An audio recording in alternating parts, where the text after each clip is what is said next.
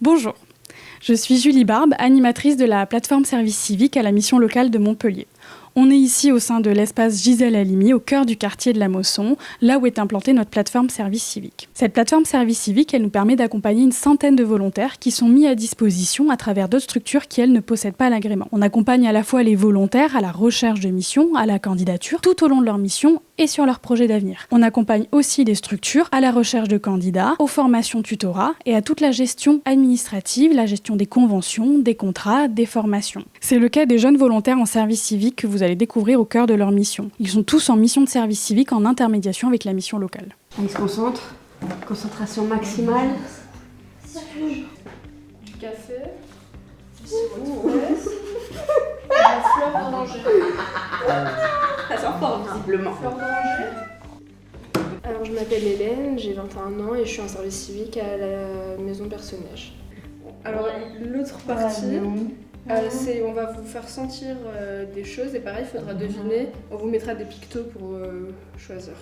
Moi c'est Camille, je suis en service civique aussi à la maison Personnage et le nom de notre mission à toutes les deux c'est pour favoriser l'inclusion des personnes en situation de handicap. Alors Rianne, tu triches pas hein. J'ai mon petit pareil, c'est la première. La tricheuse attitrée. Pourquoi êtes-vous engagé en service civique ? Je me suis engagée après avoir eu ma licence pour découvrir autre chose que les études, pour aussi découvrir un public que j'aurais pas eu l'occasion de rencontrer en dehors de cette mission et voir surtout le fonctionnement d'une institution, découvrir un peu le monde du travail. Ça vous a plu ? Ouais. Ça t'a plu Cyril ? Oui ? Ça t'a plu aussi ? Bah c'est bien, merci tout le monde d'être venu. Et m'engager aussi dans quelque chose autre qu'un vrai travail, on va dire. Un peu sur le même plan qu'Hélène, moi aussi j'ai obtenu ma licence en psychologie et j'ai pas obtenu de master. Donc il me fallait une année un peu pour rétrograder et se remettre bien. Et j'ai choisi le service civique et surtout ici parce que ça correspond à mes valeurs et mes idées. Le handicap c'est quelque chose qui me touche et voilà, ça me paraissait cool de faire ça le temps de cette année-là. En quoi consiste votre mission et dans quelle structure le faites-vous ? Du coup, le nom de la structure, c'est la maison Personnage à Castelnau. Personnage, c'est une institution nationale qui a été créée par l'Innoventura pour les personnes en situation de handicap, pour qu'ils aient un lieu de vie et une maison comme nous. Ariane, tu penses que c'est Le dernier. le papier ? Pourquoi ce lieu ? Je te laisse répondre parce qu'on a un peu les mêmes...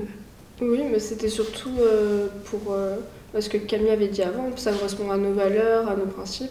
Et c'est surtout un lieu où on se sent utile, où nos missions elles sont cohérentes avec ce qu'on souhaite aussi faire plus tard. Et on est du coup chacune sur un service. Camille elle est sur le FAM, c'est ceux qui dorment à la maison Personnage.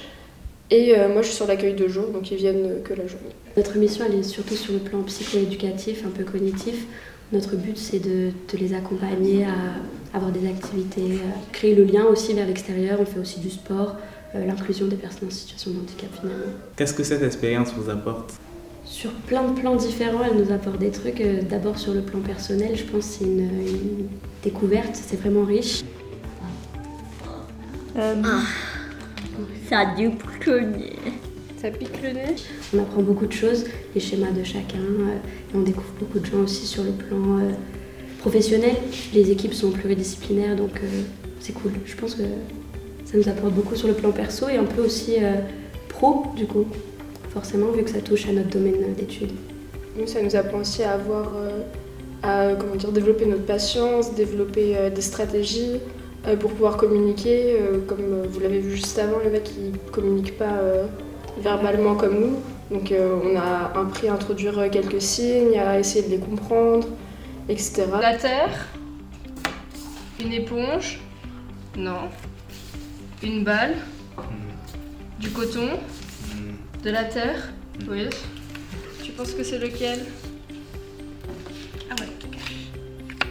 C'est ça ? C'est quoi ça ? Ouais. Et ça nous montre que c'est pas parce qu'on parle pas qu'il y a des limites et qu'on peut aller plus loin que de ça aussi. Surtout la communication est un droit fondamental. On a été formé ici à la communication alternative et améliorée, justement pour les personnes qui ne parlent pas. Par quels moyens on peut communiquer avec eux, et on ne se doutait pas avant la formation le nombre d'outils qu'il y avait pour ça.